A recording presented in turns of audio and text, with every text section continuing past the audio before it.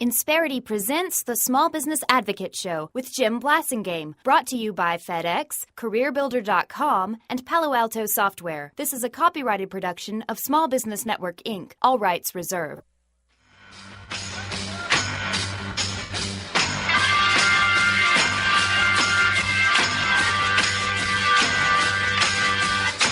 Little Spencer Davis group bringing us back. Steve Winwood is the lead singer on this song. He was 17 when they recorded that. You know anything about Steve Winwood? High Times, remember that song? 23 after, I'm Jim Blasingame. Thanks for hanging out with me. My website is smallbusinessadvocate.com. Lots of stuff that will help you there at our website will help you with your small business. Don't forget to subscribe to my newsletter. Check out our blog. Check out the archives, the articles, the brain trust. The knowledge base is there. And also our poll question. Every week we ask you a different question on the homepage, so hope you check it out and take the poll question. Let us know your answer, and when you do, you'll be able to see how the poll's going for so far. Immediate response, you'll get an immediate ticket on how it went, and we also report back at the end of the week on how everything goes.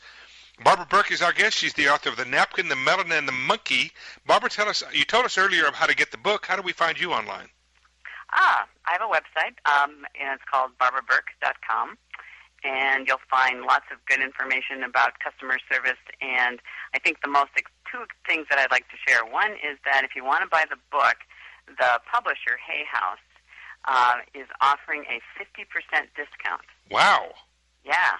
So congrats, but just for my audience, right? Absolutely. This is exclusive. This is a exclusive offer. How do we get that? How do we get that deal? Anyway, Hay House, they're the big publisher. Yeah. You just call them and then give them the code, and I'll give you the code right now. It's 3582. 3582, folks. Check it out and buy two because you're going to want to give one away. And okay, now let me explain. Now that's for 15 or more books. Now, 15.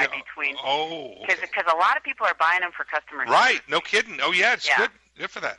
Well said. And then 30% off if you want to just order through the website, and that's between 1 and 14 copies. All right, so check that 30%, out. Yeah. All right. Now, is this Customer Engagement Week?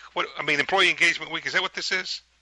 It's called Customer Service Appreciation Week. And then next week is Customer Service Week, right? Yeah, and that's October 4th through the 8th. Right, exactly. And that was actually instituted by the federal government. They declared that week in October as Customer Service Appreciation Week, and that was back in, I think, the early 90s. So it's like an official thing. How about that? Yeah. Hey, listen, one of the things that I've been thinking a lot about over the years, I want to get your thoughts on, is this idea of redemption. I think that redemption is one of the most important management tools and practices that you can have. Because anybody can fuss at somebody, fire somebody, but it takes a real manager to redeem somebody when they fall short. What do you think? Well, that's an interesting word, redemption. So an example of that would be if somebody messes up, the way I like to say it is when somebody messes up, instead of saying, why did you do that? I've taught you, you know better than that, et cetera, et cetera. You say to them, and this is the magical redemption question, I should say. You say, what did we learn? And we talked about that earlier in the segment, previous segment. What did we learn? And when you say that to somebody, at that moment you've redeemed them. Exactly. There's a story about that. IBM's very famous CEO, I think his name was Watson, and there's a story about a salesman who had lost like $1 million deal, and he comes to the CEO's office fully expecting to get fired for this. And the CEO says, "Are you kidding? That was $1 million mistake. I don't want somebody else to benefit from that." Exactly. Or I don't want to have to learn somebody else to have to learn that again. Tell us how how did that happen? Right. No, there's no question. I learned a lot of wonderful lessons at the feet of my mentors, and many of them were the mistakes that they made. They didn't even know I was watching. Yeah. But it really takes a big person to be able to admit that they were wrong. Yeah. And an apology is an amazing thing. And there's a lot of research now. When you have a customer service incident, really what someone wants more than anything is an apology. And it's not you don't companies apologize because you did something. You're just apologizing because it happened. And when you do that, it's almost magical. Well, one thing that happens, I know sometimes the customer service people I would talk to will say, "Oh, I'm sorry that happened," but then they'll say it about 16 times, and I'm saying, "Okay, it's okay, it's okay. I thank you. I got it the first time, you know." Yeah, you only need to say it once, really. Exactly. And then that diffuses the anger. It's almost magical because then, as the customer, you're both on the same side, going, "Okay, all right. So what do we need to do to fix this?" Right. So, in the minute we got left, what's the most important thing that we can do to help our customer service people be more successful?